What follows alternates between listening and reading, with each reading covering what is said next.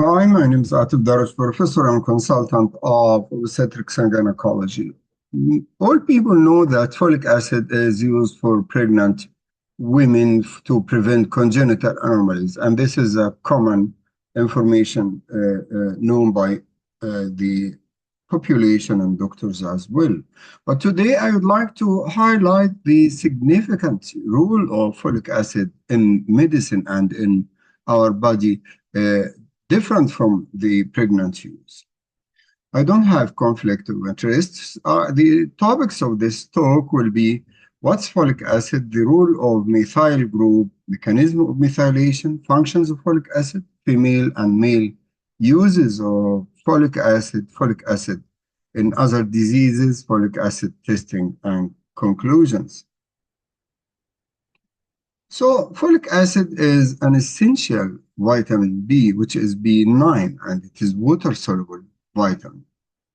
Actually, it is present in nature in the form of folate in different forms of food, particularly green leafy vegetables, and this is the name of folate, and other vegetables in addition to some nuts and some sunflower seeds, in addition to animal source like liver, seafood, and eggs.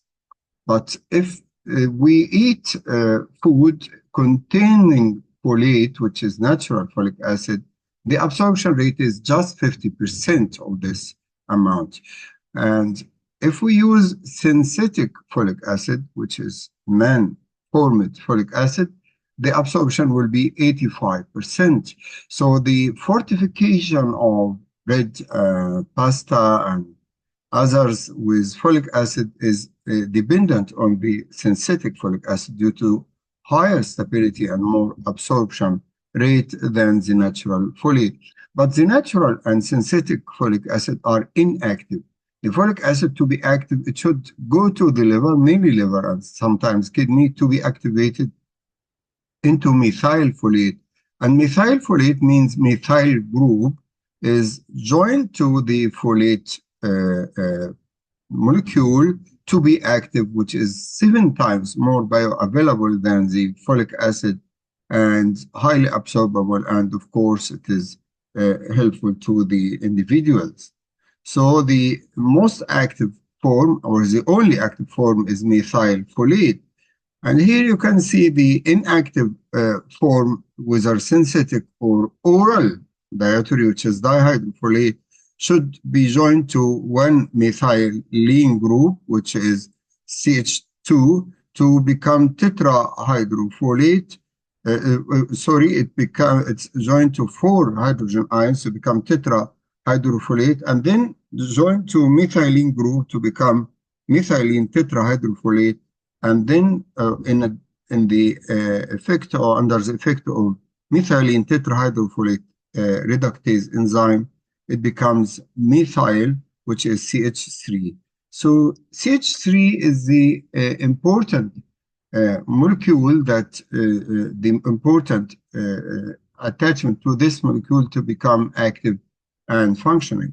And on the right side, you can see the cascade of development of folic acid from dietary to the active form, which is methyl L-methyl folate. And the enzyme, which is methylene tetrahydrofolate reductase enzyme, sometimes it's deficient in some people due to some polymorphism or mutations, and those people are liable to have deficient active form of folic acid. So this is folic acid. What about the role of methyl group? Methyl group is important to help formation of DNA, RNA, genes, proteins, amino acids, and phospholipids. So methylation of the gene promoter and enhancers and these substances, the proteins, the amino acids, phospholipids, is dependent on the methyl group CH3. So don't forget that methyl group is essential for activation of the target molecules and cellular processes in different parts of the body. So it is essential for DNA and histone derivative cell division, gametogenesis, brain development, neural functions, and so on. So if the individual has no methylation means no genes, no DNA, no RNA, some epigenetic disorders, birth defects, brain growth deterioration, congenital developments, anemias, cancers, diabetes, and atherosclerosis, thrombosis, and other diseases. So methylation is essential for the main functions of the body.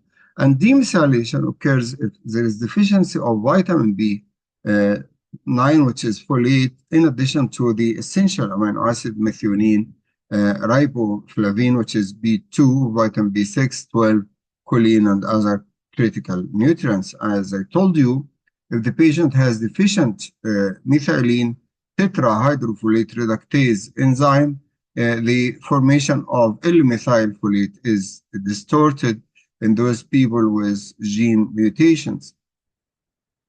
So what happens to achieve methylation, which giving methyl group to the genes, to DNA, RNA, and others? This occurs based on a fact that in the body we have a non-essential amino acid, which is homocysteine. And this homocysteine is harmful and toxic if it is in high amount in the circulation. If it is more than 15 micromole per liter, this starts to cause vasculopathy and irritation of blood vessels all over the body. That's why I need you to understand that folic acid is not just for pregnant ladies. The deficiency of folic acid affects the whole body. So methylation means the destruction or eradication or getting rid of homocysteine, which is harmful to the whole parts of the body. And this can be achieved by changing this homocysteine to essential amino acids, which are methionine and glutathione, and methionine essential and glutathione, which is non-essential combination of 3 non-essential amino acids, and the getting rid of the homocysteine and S-adenosyl homocysteine. So homocysteine is the key determinant of the methylation cycle. Normally, there should be very little amount. As I told you, it should be less than 15 micromole per liter. The first pathway to get rid of homocysteine is to be changed into essential amino acid, which is methionine. And this occurs if there is methionine deficiency in the body. And this needs folate and vitamin B12, in addition to 2 enzymes to form the methionine, which is a potent antioxidant essential amino acid. Methionine forms S-adenosyl methionine, which supplies methyl group essential for genes, DNA, RNA, proteins, phospholipids, and so on. So this is the main pathway of getting rid of excessive homocysteine, which is called homocysteine reduction in the body. And if there is a sufficient amount of methionine in the body, so the body will change this harmful, toxic homocysteine into non-essential amino acids, particularly cysteine and cysteine, in addition to glycine and glutamic acid will form glutathione. Also, serine is changed into glycine, and activation of choline to betaine, which will be changed into methionine later on. So the first pathway in case of methionine deficiency is to change the harmful homocysteine into methionine with the aid of 2 enzymes, methionine synthase and methylene tetrahydrofolate reductase enzyme, and 2 vitamins, which are B9 and B12. If there is sufficient methionine in the body, the getting rid of homocysteine excess by changing it into cysteine or changing serine into glycine and combination of glycine, cysteine, and glutamic acid to form glutathione, in addition to activation of choline cycle, which is choline to betaine and then methionine. The ultimate target of all these events or reactions is to get rid of excess homocysteine, as I told you. So the folic acid is essential to prevent and treat hyperhomocysteinemia and to prevent and treat the folic acid deficiency. And if you look to this slide, you will find that folic acid is important in many diseases of the body: cardiovascular disease, vascular disease, stroke, thrombosis, congenital disease, dementia, bone fractures, malignancies, and DNA damage, blood vessel damage, endothelial dysfunction, atherosclerosis. All these functions of the body are distorted, these dysfunctions occur if there is excessive homocysteine. So the folic acid is one of the main pathways to get rid of excess homocysteine in the body. And so it's implicated in different diseases. If you have a patient with hypertension, diabetes, cardiovascular disease, thrombosis, and so on, cerebral problems, folic acid is essential for methylation, which means getting rid of the hyperhomocysteinemia to avoid this harmful and toxic non-essential amino acid in circulation. The second target of the functions of the folic acid is to prevent and treat folic acid deficiency. And these manifestations can be easily seen in the patient when he has or she has fatigue, stomatitis, sores in the tongue, weight loss, anorexia, diarrhea, pale skin, anemia, thrombocytopenia, arrhythmias, and of course, if the patient is pregnant, she may have evidence of neural tube defects. All these are manifestations of folic acid deficiency.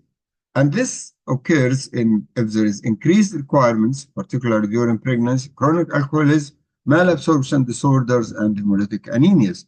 So again, the wide plethora of uses or the functions of folic acid should be put in mind of the physicians that folic acid is not only to prevent neural tube defects, it can be valuable and helpful in different diseases, particularly serious diseases like stroke and cardiovascular diseases.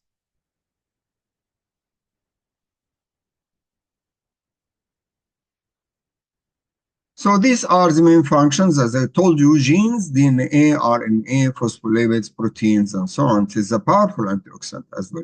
If we look to patients who are using methotrexate, which is principally used as an anti-neoplastic agent, but nowadays commonly used by the rheumatologists as anti-inflammatory and immunomodulator agent, the methotrexate prevents formation of methylfolate and methylation of the malignant cells or inflammatory cells. So this can occur by inhibition of dihydrofolate reductase enzyme, which is responsible of formation of dihydrofolate from the synthetic folic acid and tetrahydrofolate. So methotrexate prevents this cascade of changes until the L-methylfolate. But this is good for prevention of methylation of the malignant cells. What about the healthy cells in the body, healthy tissues? They will suffer too much from giving the patient methotrexate in the form of a high rate of side effects like nausea, vomiting, gastritis, stomatitis, hair loss, and so on. So to avoid these side effects and to have the rescue therapy to rescue the healthy tissues, we should give folic acid. But if you give folic acid itself, it will be inhibited by the methotrexate. So in such a case, you have to either use methyl tetrahydro for methyl folate, which is bypassing the pathway of the cascade, or you have to give folinic acid, which is 10-formyl tetrahydrofolate, which is a step after formation of tetrahydrofolate. So you have to give folinic acid, which is formyl tetrahydrofolate, or methyl tetrahydrofolate to bypass the effect of the methotrexate on the healthy tissue. So the side effects would be less, and this is markedly or highly needed if you give high dose or overdose of this cytotoxic or anti-neoplastic agent. Also, in some cases of anemia, if you see the blood CBC and you find that there is macrocytic anemia, megaloblastic, this would be due to deficiency of folic acid and vitamin B. Folic acid, which is vitamin B9 and vitamin B12, are synergistic in the process of methylation of the methionine cycle to change the harmful homocysteine into the beneficial methionine. And this picture shows you that the nucleus is smaller than cytoplasm due to the inhibition of nuclear division by distorted DNA synthesis in the nucleus, while the cytoplasm maturation continues. So there is discrepancy between the size of the nucleus and cytoplasm. So what are the main uses of folic acid? In females, we know that the folic acid is one of the essential elements to get rid of the harmful homocysteine by changing it into the beneficial methionine. So in pregnancy, this pathway is good. Okay, it's working in pregnancy and dependent on folic acid, vitamin B12 and 2 enzymes, as I told you. But in pregnancy and in the growing oocyte and placenta, the non-essential amino acid pathway, which is changing it into cysteine, glutathione, and others, this pathway is blocked in pregnancy. So the only available pathway is the essential amino acid pathway, which is dependent on folate, methionine synthetase, and methylene tetrahydrofolate reductase enzyme. So on the right side of this busy slide, you can see that the pathway of non-essential amino acid is blocked in pregnancy and in early embryo and in the oocytes. This pathway is poorly expressed in the placenta as well.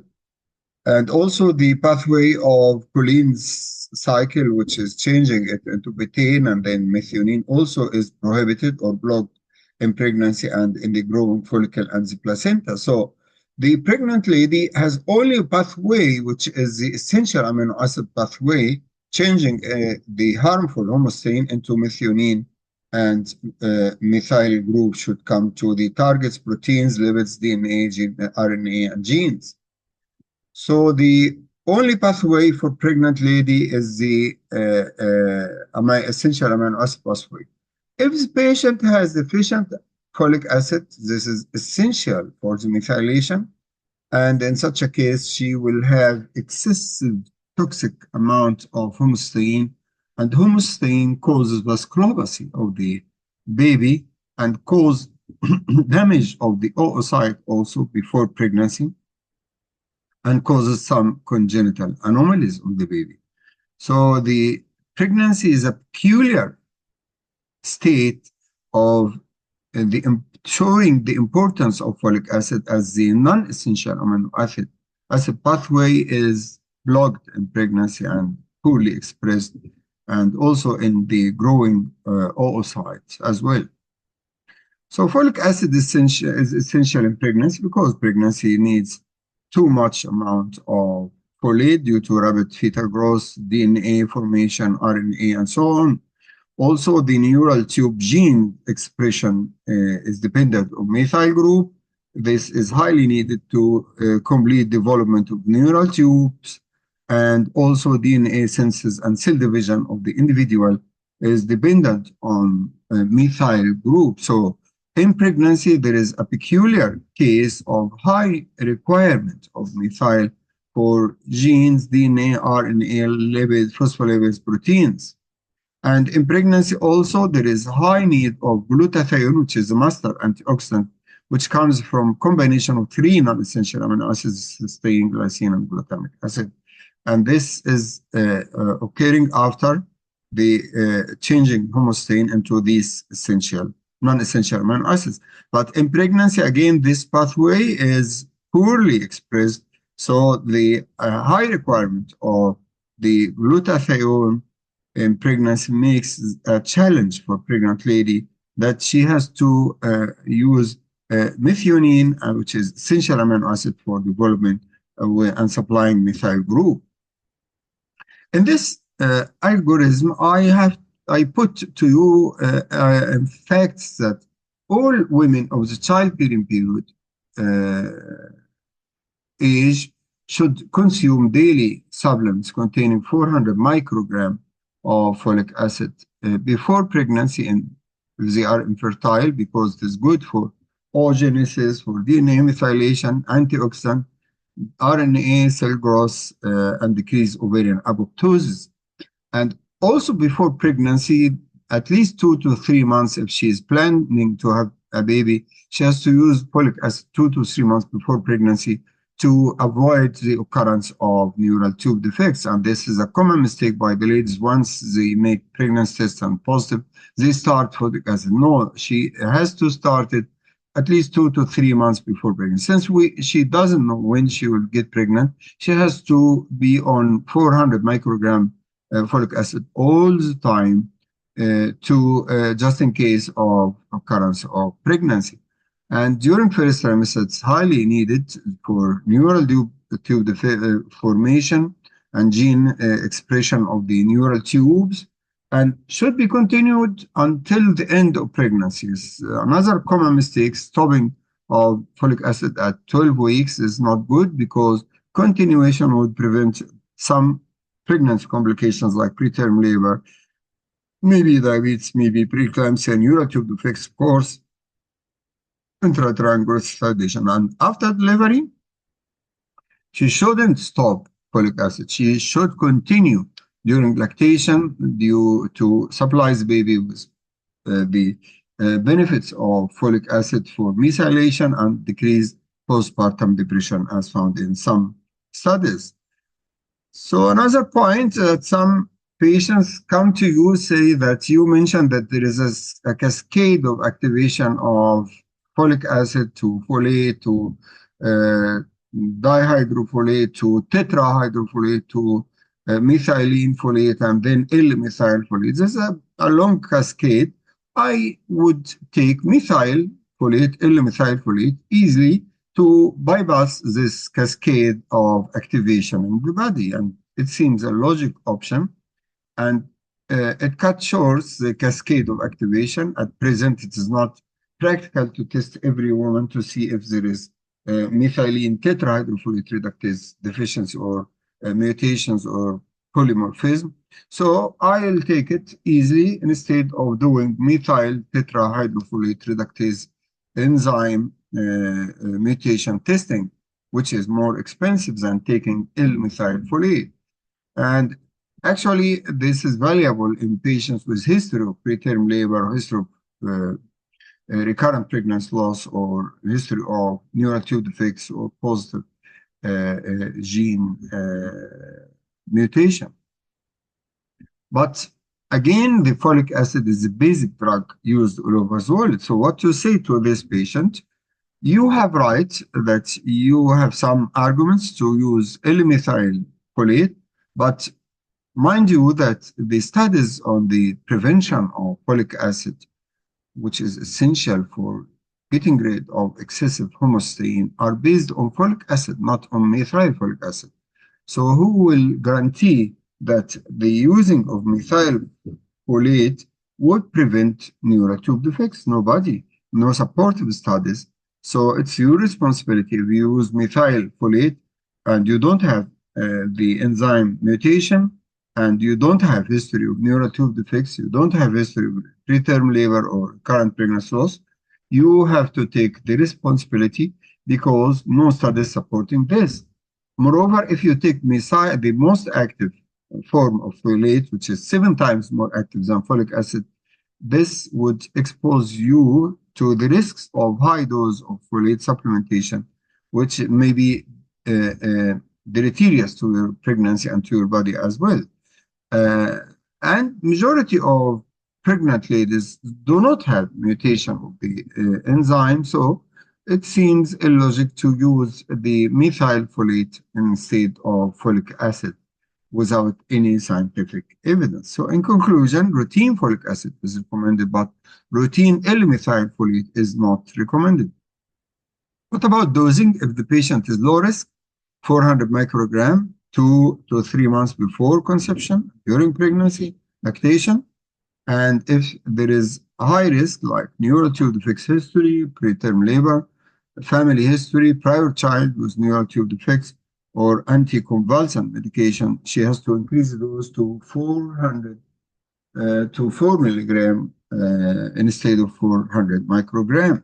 And as I told you, should be continued to the end of pregnancy for prevention of preterm labor, as found in many publications, and also neuroprotective effects during pregnancy. And some studies support its use would prevent perinatal depression. What is used in male? It is important for the head of the sperm by the prevention of DNA damage and support spermatogenesis, DNA, RNA, genes, phospholipids, protein formation, and decrease testicular apoptotic gene expression. So it's essential for male and female before pregnancy to increase the quality of the sperms and oocytes. And in male, some studies combine it with zinc and other antioxidants to have some powerful antioxidant to support the morphology, viability, and motility as well. So I told you in other diseases, it's widely used in cardiovascular disease, hypertension, diabetes, stroke, even malignancies. So it's widely used to stimulate methylation, which is essential to fight the hyperhomocysteinemia, which is dangerous by irritating blood vessels of the body. And patients with epilepsy are recommended to have folic acid to minimize the risk of preterm labor if they are pregnant, and even without pregnancy, this would help the anti-seizure medication. Take care that if you are giving the patient anti-malarial or barbiturates, it may react with them.